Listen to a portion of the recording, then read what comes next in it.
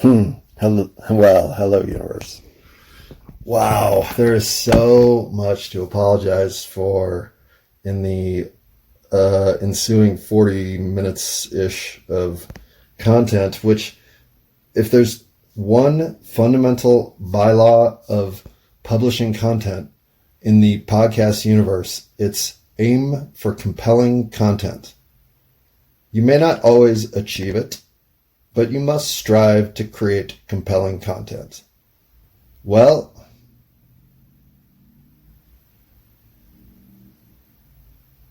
okay, I was sort of testing whether silence or bad content is worse.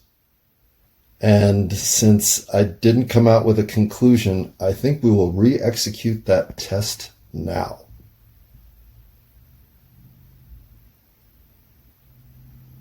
Okay, the car distraction definitely played a role here, which makes this seem slightly more interesting than anything you're going to listen to next.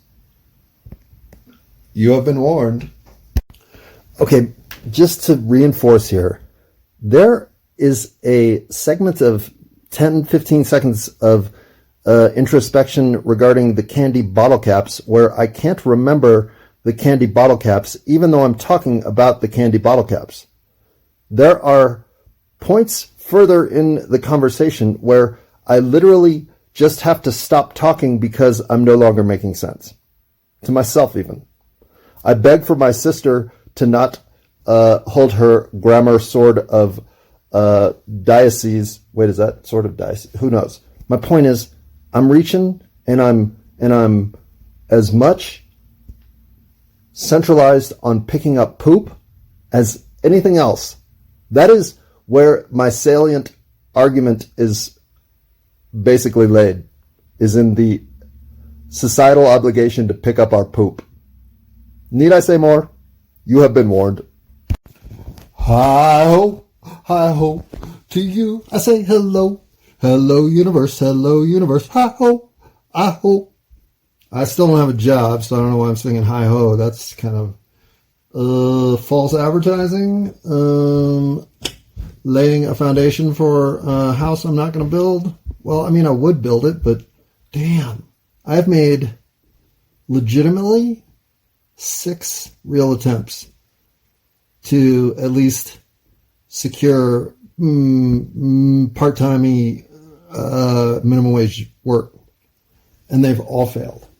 Well, 3 are in the process, but given my track record on the first 3, yeah, these 3 are going down south fast. So, I can't blame my resume. It has the right phone number on it now. Although, I've made basically every mistake you can make to try to get employed, to not get employed, which just makes me think, does the universe not want me employed? I mean, it wants me working, but does it not want me employed? And if it doesn't, how the fuck does it want me to eat? Yeah. So that's kind of what I've been thinking about for 8 days, which is why I didn't include you. I felt like you didn't have to kind of come along that journey. And in fact, I felt like 4.5 of those days that I've been doing other stuff, other than getting hired to work for somebody for dollars, those 4.5 days, I was following a creative tangent that I thought was literally the muse from the realms of the ethereal signing into me the instant best idea I've ever had for creative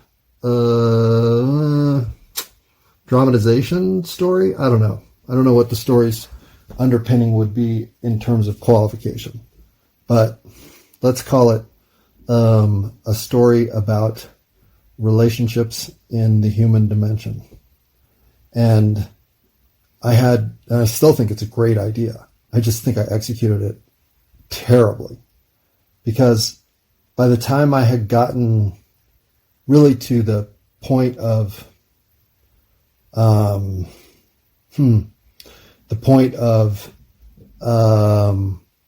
character development that flushed out the whole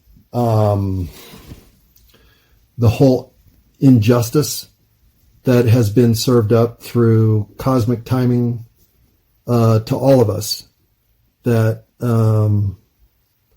that the path less traveled or not traveled is often just a matter of you didn't even know the path was there to be had. And this lays it out in such A and then B and then conclusion form. It's like, holy shit, why has nobody thought of this before? And it is almost, it'll be gimmicky as soon as I execute it, because it is gimmicky, but it's never been done before. So it's fresh. It's a seriously simple idea that I can't believe doesn't exist in narrative structure. And maybe it does in some 16th century or 18th century Victorian. I don't know. I don't. It's so basic. It's such a oh shit, yeah, that could really happen kind of idea that I really don't think it's been done. In fact, I don't think it's an idea that I really had. I think it's an idea that I lived somehow. And I think I failed doing it the first time because I thought it was so momentous, this coming to bear of the human condition, when in fact it's not. It's just how the human condition exists again and again and again and again, with false start after missed opportunity after unrealized potential. It's just what happens. So if you think 4 minutes and 47 seconds of that was fucking annoying, imagine what 8 days of that was like. Well, 4.5 days. The other 3.5 or 4 or whatever else, I was really looking for a job, which means, fuck, I might have to put some work into this time. Being 54, almost 55, happy 1 month anniversary. Wait, anniversary? So I've had this is my 11-month anniversary of my birthday. This is the final month anniversary of my birthday till I have my birthday, meaning the next time the calendar says 28, I'll be wearing a hat that says Happy B-Day. Or BJ if my sister's playing games. But I don't think she'll be playing games because she'll probably be in Norway or somewhere. So after getting back from the Caribbean, I learned that my sister is off to Norway tomorrow. So it makes my whole dilemma about how to get hired at the local car wash feel rather insignificant. But we all have our own burdens. We all have our own journeys. And I can tell you, somewhere back in the 80s, I took a left turn that my sister didn't. And as she stayed the straight and narrow, she's reaping the rewards as I go, oh man, did I forget to bring an umbrella? And everything else. Pause. Unnatural unpause. This is unnatural because I was going to say, I didn't forget to bring you. See how unnatural that was? But I did it on 6/28 for my birthday because it's a month away. And honestly, I'm such a narcissist. And of course I wasn't going to miss the 1 month till my birthday day. I mean, Memorial Day? What were you doing? Nothing. Me too. Yeah, me too. I did nothing on Memorial Day. Well, I did some yard work. I got some trash picked up. Did some house chores. Ooh, I got some bicycle stuff cleaned up.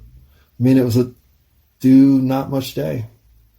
And the day before that was even less getting stuff done day.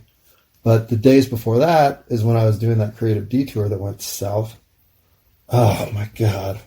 I know part of being edgy on the creative frontier is occasionally to get to the final Zen moment of completion and just go, oh, this is awful. I mean, it's fucking awful.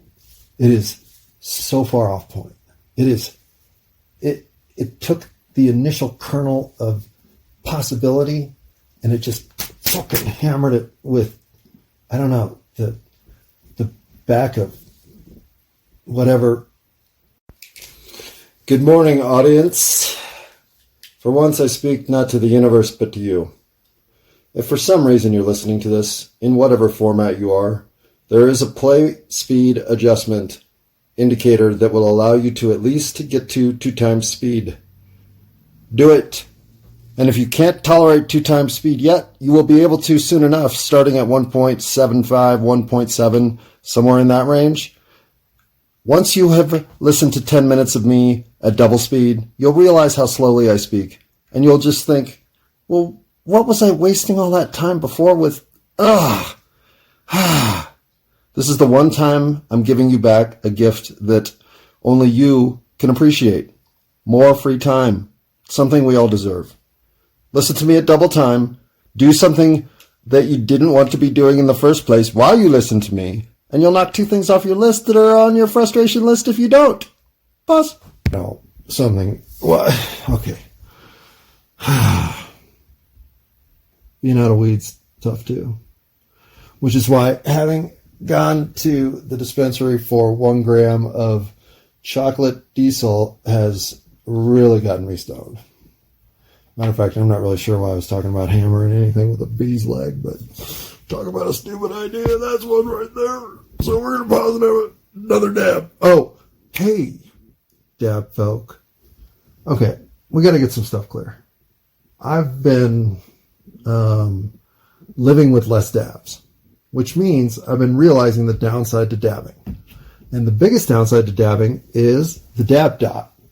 And the dab dot is this fucking little dot that comes from dabbing that is potentially coming out of the dab tool itself, possibly coming off the rig. It could be coming from the assembly. It could be coming from sloppy handling. It could be coming from, well, hopefully not you falling asleep with the dab tool in your hand and the torch still lit. There are a lot of ways that the dab dot originates, but it does find its way into your dabbing routine, no matter how sophisticated your dabbing system may be. And the dab dot is this little hash oil resin. I don't want to know. I mean, it's a destructive bomb of true seditious behavior, because wherever it lands, it fucking fucks that thing up. There's never a time when you're like, sweet, the dab dot hit. It's just not that way. It could hit your clothes. That's the most common. It can obviously hit any of a variety of pieces of furniture. It can hit the floor, the carpet, your coat, your friend's coat, your friend's shoes. It's just this little menace of, I'm going to go get the fucking isopropyl alcohol and we're going to hope that cleans right up. Otherwise, that motherfucker's there forever. Like forever. I don't even know what it's made of. It's like tar or, I don't know, makeup or what is that? What is that on the carpet? I'll bet it's not Chewbacca spilling wine. I'll bet it's not. Because Chewbacca drinks malt beverage. Colt 44, if I had to guess. I'll talk to Lando Calrissian about it and we'll find out. But I'm so far off track. What I was talking about is the dab dot. And when I had a week to 10 days with really no dabbing material but green to smoke, well, I didn't miss the dab dot at all. In fact, my leg has 1, 2, 3 dab dots on it right now from sloppy behavior myself. So I'm not saying that I'm like some special dab dot, what would I be, exterminator? No, I live with them too. But when you don't do dabs, well, you get rid of the dab dot awfully fast. So that's my customer service message of the day. You stop complaining about dab dots, because all you got to do to get rid of them is stop dabbing. Of course we're not going to stop dabbing, so fucking get used to dab dots. What's wrong with you? Way better than candy dots. Those things suck now. They're awful. Pause. Pause. I sometimes wonder if modern candy standards are to the point they're going for like a chewiness consistency. Can we make this like if you had 3-day-old gum, but then it was infused with like Martian mega flavor, squishy I don't know. See what I'm saying? That's what dots have no characteristic now. Why am I complaining about dots? That might be like the 3,516,277th. Wait, 3,914,722nd thing I've written down on my list of things that are annoying. It's right above caps, bottle caps. They fuck those up too. Pause. I am just now realizing there is a huge market, I'll bet, for original candy from the 70s and 80s, and probably 60s and 50s even more. But for me, if I could get my hands on a 70s, what was I just going to, what did I just want? Oh, this is terrible. If I could get my hand on, well, a 70s Kit Kat was one thing I was thinking, but what was the other thing I was thinking? I don't care about dots. I don't care. Oh, bottle caps. Because bottle caps would still be good at this point, I would think. So long as they hadn't been like submerged in water or other liquids or any other mistreatment. But that seems like the kind of candy that would last until what? It gets wet. Really? The Kit Kat, not so much. So that's why I want bottle caps first. Now I'm going to think of other candies I want. And the only candies that would be worth going after are things like Nerds or whatever hard candies were there to endure 50 years of weathering. So I don't know how much chocolate can withstand that, but oh, would I love to taste a Kit Kat from the 1970s or a whatchamacallit. Yeah, or 100,000 bar. All that shit sucks now. But it was great in the 70s. I know, this is just stupid talk. So we're going to go on to other stupid talk next. In fact, should we have a word from a sponsor? Do we have a sponsor? I don't see anything we're sponsoring. Certainly not that Peter Pan peanut butter. That stuff. Oh. Pause. Pause. Okay, so yes. And I can get Peter Pan creamy peanut butter from the 70s in a jar. $30, which is so totally worth it if you have a job. So maybe that's why I should get a job. Oh, right. I did figure out, well, at least, how did I miss the obvious? Well, of course, that's why money exists. Because taxes. Hello? Of course. You can't tax the public if you don't have something they can give you back in value. So you create coin to distribute to them for their effort so that you can then tax that effort and collect from their labor the overhead of civilization as we know it. So taxes and coinage exists so that governments can extract value from the public. That's what money is. And a whole bunch of other shit, but that's where it starts. It's so simple, of course it's true. Pause. Pause. Listen, okay, here's how simple it is, right? The government, as it starts to forms because of and through and in direct relation to coinage, money. Okay, here's a group of 1,000 people. What's something that's not getting done? Well, no one seems to be doing anything about the goddamn sewage. I know it's not a really pleasant job, but it not getting done is making the whole thing unpleasant, huh? What can we do about it?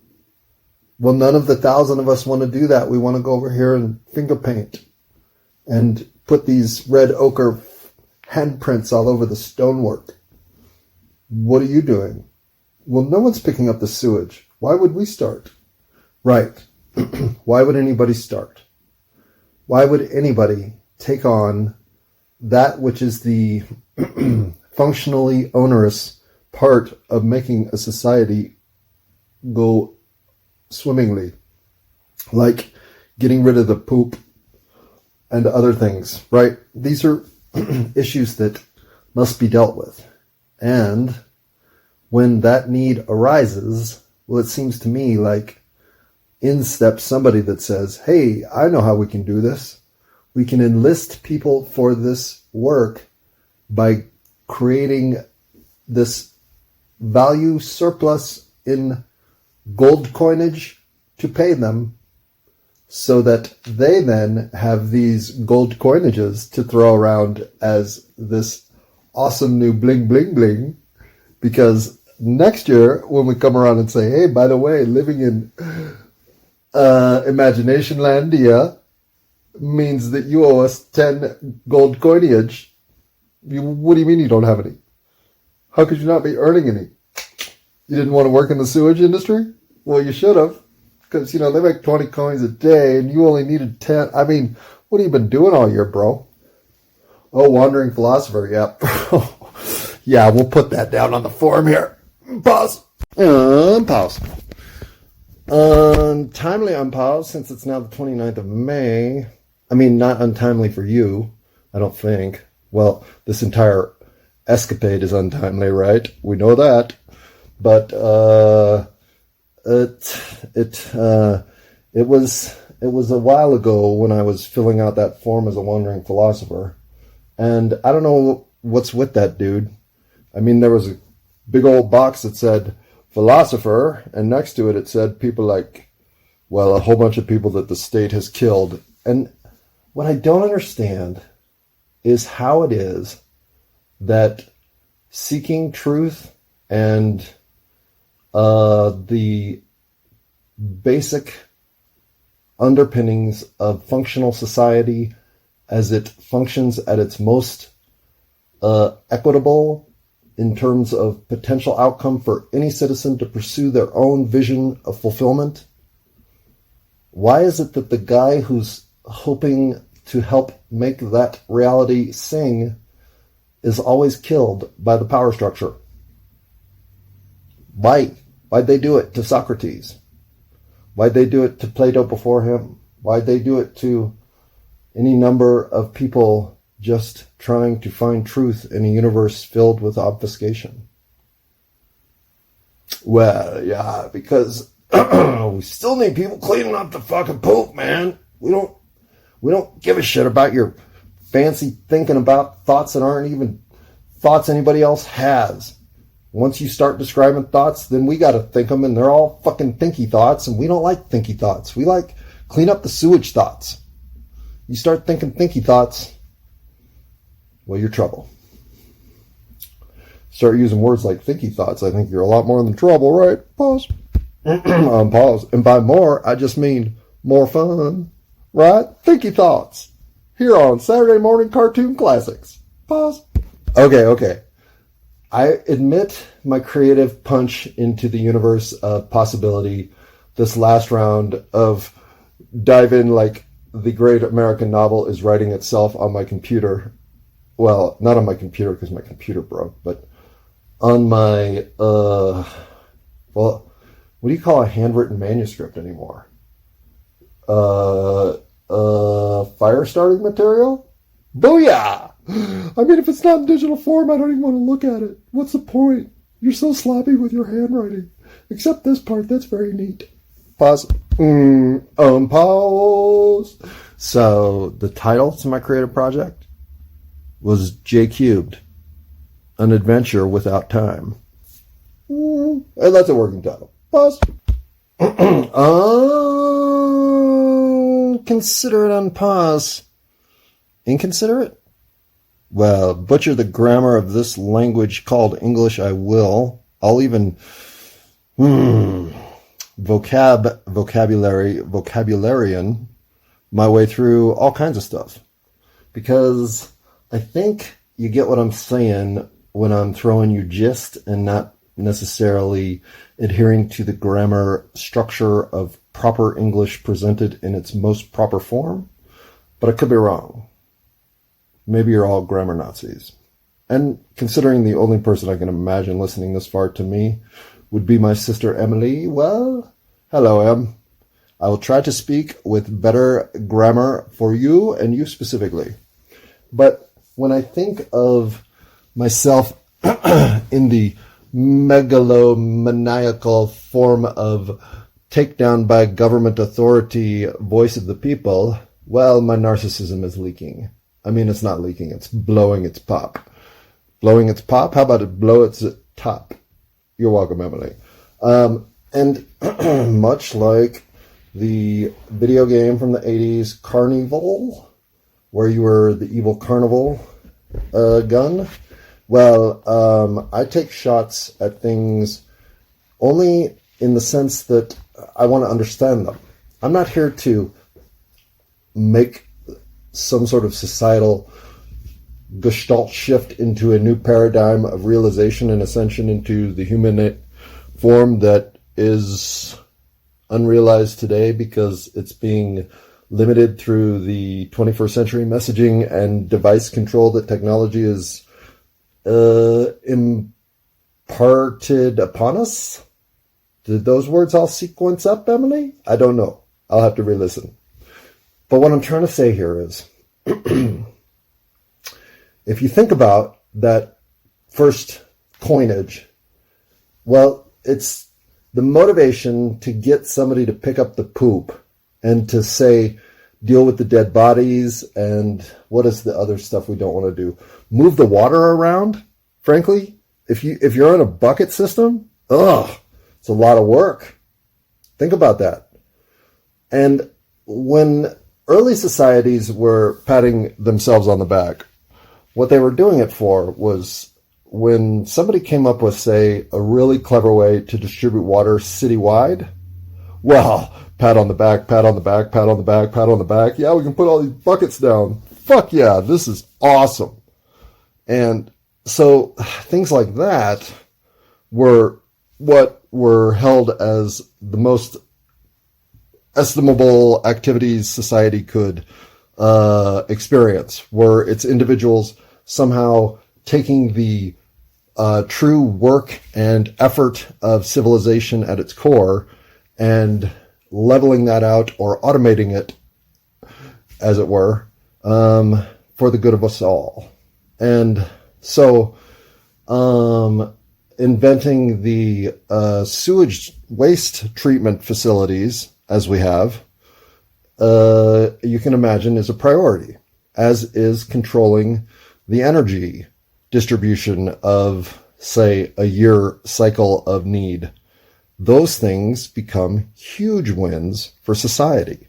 So if you are the one who comes up with the canal system, or are the one who can distribute across these electric cables a source of keep me warm in the winter, well, you just shot up the list of enviable dudes who are making the Bachelor next season on ABC Family.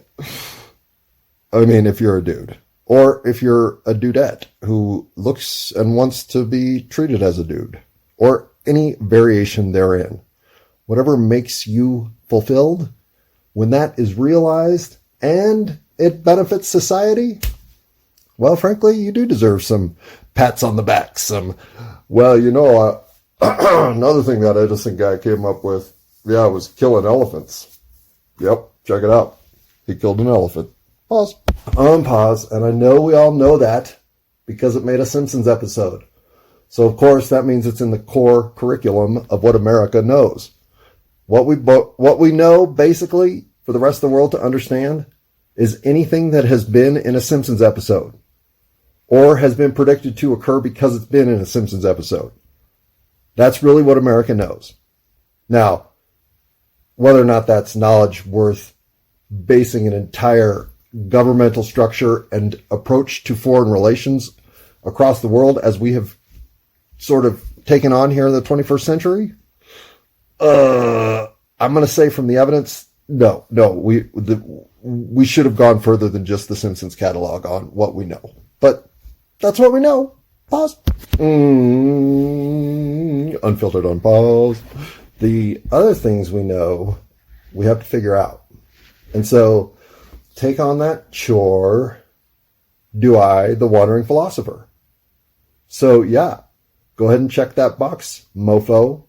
And no, I ain't got no 10 coin for you. Well, that's exactly how much coin I have. So if you take that, then I can't eat. I mean, but the fold over pizzas, they cost a coin. Well, 2 coins now, because now you started paying the sewage guys 20 coins a day. You know, shit adds up around here. What's with the inflation? What are you doing to us? You money people. Ha! Back to the topic. Look at how that worked. Okay, so money, right? Yeah. The people picking up the poop have to be incentivized to do it and to maintain their commitment to doing it so that those of us finger painting never have to think about doing it, because we just want to hit the flush lever and say, bye-bye, wherever you go. Oh, you go to make the water supply? Wait, what? Okay. It's, okay, this is not a story about water recycling or sewage treatment plants. But what do you think a sewage treatment plant does? It treats sewage so that it can be recycled and repurposed. I mean, the truth is civilizations, as we experience them in the softened white glove approach from up high here in America's bubbles of ignorance, well, we don't really need everyone to understand the gritty real of what goes down when it comes to disposing of, say, dead bodies.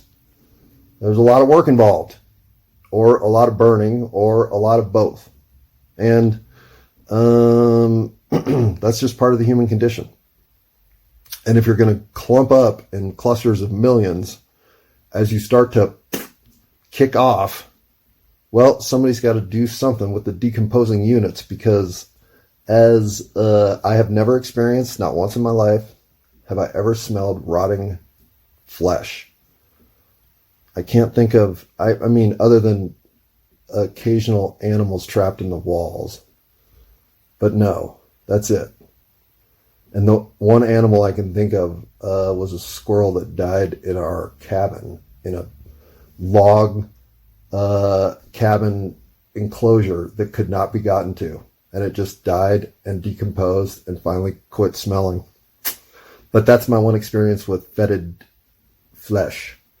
Your experiences, I'm sure, might be more expensive or less. Maybe you have no experience, possibly. Or maybe you've experienced a mouse. So my squirrel kind of kicks your mouse's ass, really. But, you know, that's just in the game of fetid flesh. I'm sure in other fighting games, your mouse is all nimble and totally kicks my squirrel's legs out from underneath me. And then we're fighting cartoon vintage 80s Sega arcade style, right? I mean, that's what I was picturing. What were you picturing? What, like Nintendo Wii? Maybe. Maybe PlayStation 5? Maybe. But, you know, we were all picturing video games, I hope. Pause.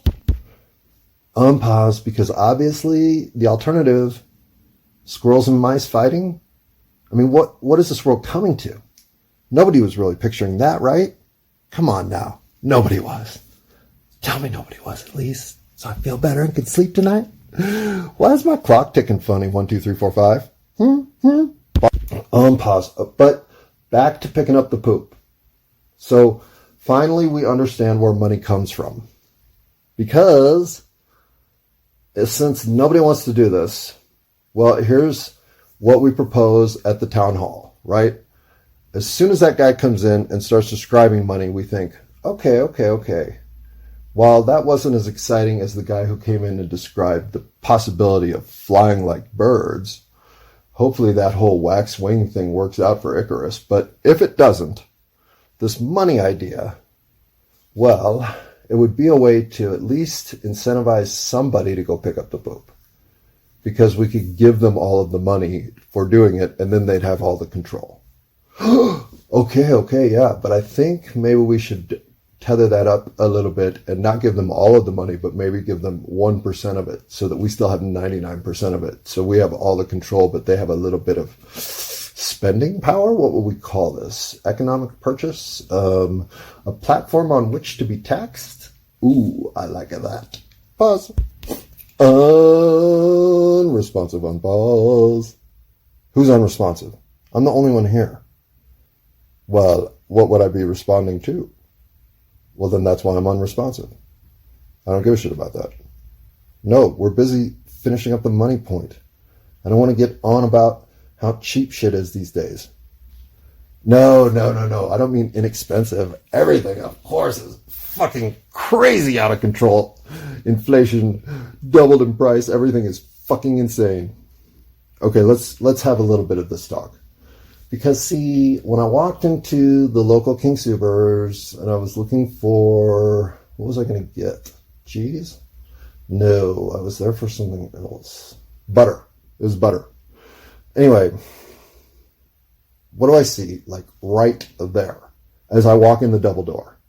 Well, not the first double door because they've locked that one because I'm getting there at like 9 o'clock. So they have that one locked. Why? I don't know. Because that's the one that sends you through the security door that goes clang, clang, clang, clang when you walk in with something from another store. That's not annoying. Ever. Seriously. So maybe that's what it is, that they just take it easy on the night people because they know that we're high strung, we're already tense, we're out, we're fucking dealing with it, and now we have to go in the outdoor. Okay, that's cool, we can handle that. Past the blang, blang, blang, blang gate, but it doesn't go off, so we're feeling good about that, but we're not sure why we're here. Did we come for cheese? Oh yeah, butter. We're here for butter. But what do we see before we can even think, wait a second, what am I here for? Hostess Ding Dongs, $5.99. A box of Ding Dongs was $5.99. That's exactly $3 more than it was 2 years ago or a year ago. The last time I indulged in Hostess treats, which I could probably find on the podcast. If I know myself, I probably ate one while I was talking to y'all. And I feel bad about that because I don't want to eat on my recordings. It's annoying. I don't mind doing a lot of other things, but eating is annoying because then I talk and then I'm talking with my mouth full to myself. Yeah, you can see where deterioration of the entire enterprise takes over fast. So rules like no eating while recording have helped. And this little kernel of interior knowledge is how I know, holy fucking shit. I bought those Ding Dongs, real price, $2.99, for sure. They are now $5.99. And this is in addition to, say, butter having to be on a coupon so that I can buy it at $2.99 for 4 sticks, which used to be $1.49 coupon. The coupon deal has doubled. The regular price has doubled. Everything about what you are spending on food has doubled. Whatever bullshit line they're giving you about inflation and its effect on your life are all metrics that have been, let's say, manicured, cultivated, organized, presented, narrowly and extremely myopically focused on one positive potential outcome for civilizational good, because the real story is it's all fucking bullshit. All of it. And it's money at the core that drives us to this point of lunacy. And it's done it over and over again in every civilization that's committed to the monetary system as its financial backbone. It just craters the inevitability of economic output versus distribution of that effort. And it consolidates it in such a concentrated, manipulatable flow of influence that, I mean, seriously, give me the levers of power over the money system and see what kind of a fucknut I turn into. I mean, it would be the kind of fucknut that is spelled with 4 Ks. And that is not a reference to the KKK. Although, Snow White Die Hard, pause. And certainly Snow White is not a reference to the KKK. I don't think. It could be. Fuck, I don't know. But Die Hard? No, I don't reference the KKK. And I just think I should make that clear. For no reason in particular other than somehow I'm stepping into this territory so I can gently step backward and say, what am I doing here, boss?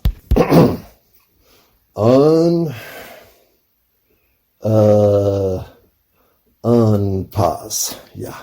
Just double emphasize that. Why? Because this is what money's like. It makes us all maniacs. Seriously. And I get that somebody has to pick up the poop. Somebody has to bury the bodies. Somebody has to birth the children. Somebody has to wipe the bottoms of the old man population or something. I don't know. There's just jobs that aren't as fun.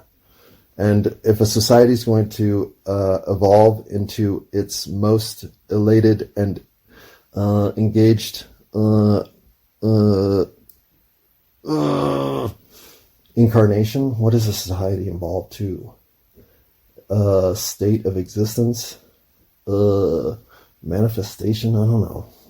Whatever they do, if we're going to be the quintessential example of tranquility at a societal level, again, somehow automating those experiences that are the least pleasant are the huge wins that keep societies stable and moving forward. Once you figure out the sewage situation, hopefully that means you've already figured out the water movement situation. Hopefully that also means you've figured out the energy distribution situation. Hopefully that means you figured out the resource allocation situation. And hopefully that means you figured out the care and comfort and security provisioning situation.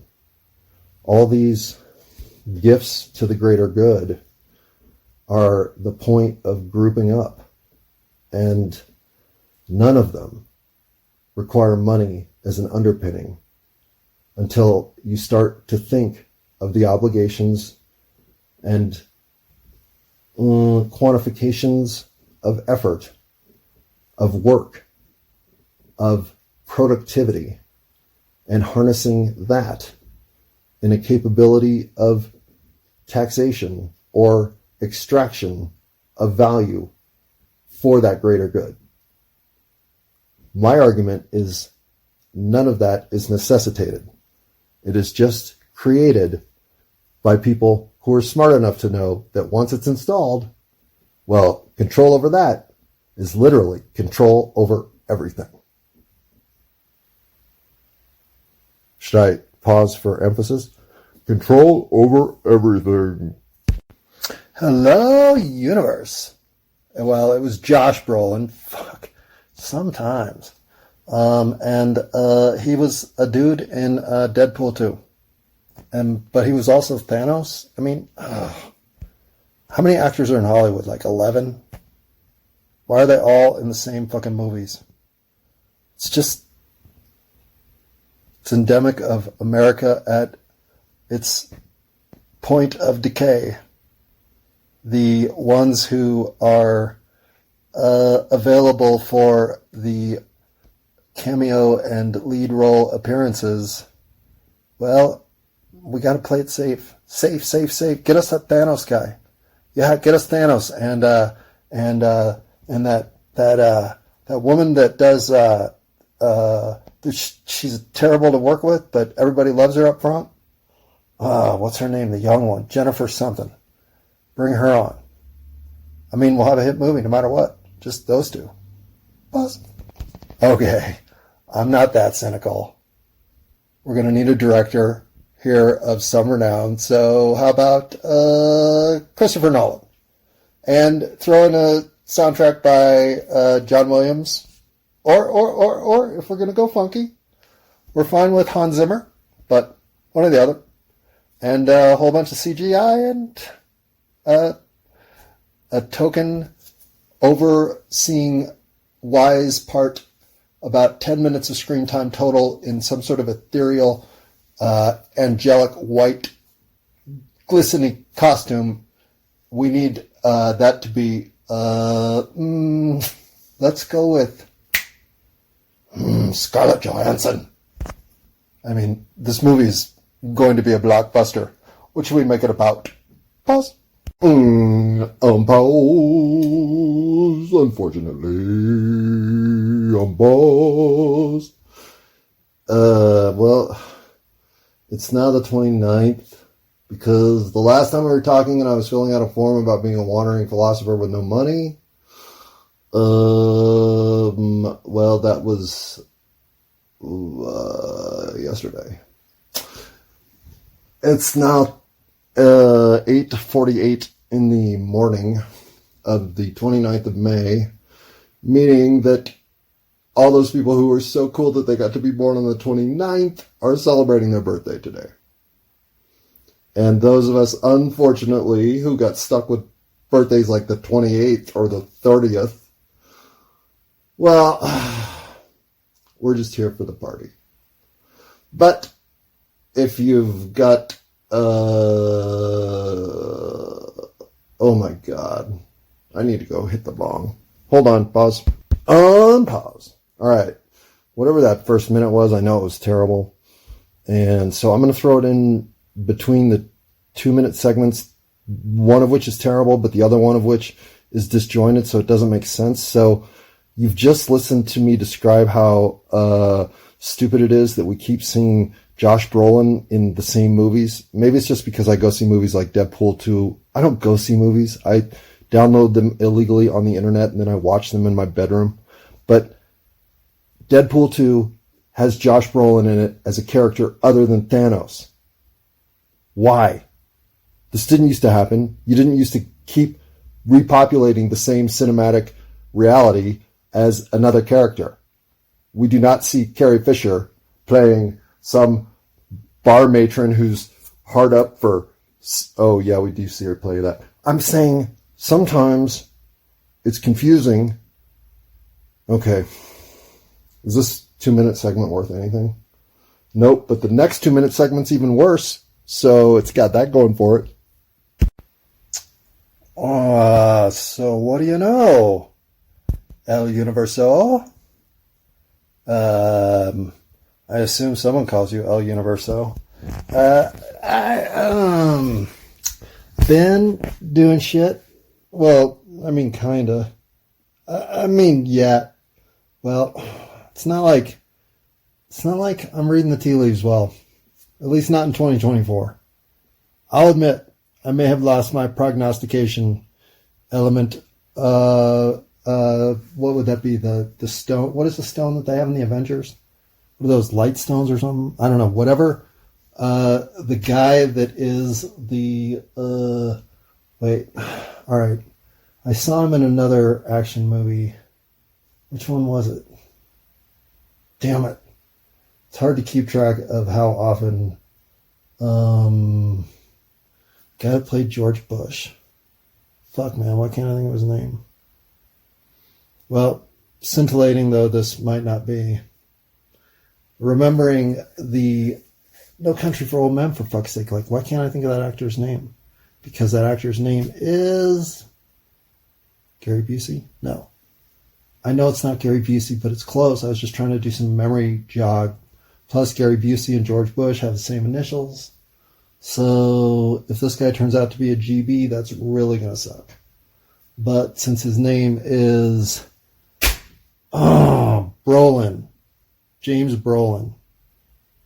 I think it's James. Anyway, his performance as somebody in a movie other than The Avengers. Yeah. Pause. Pause. Well, I mean, have we even fleshed out Snow White Die Hard? I'm willing to revisit that project if you think there's meat on the bone, because, oh, there's meat on that bone.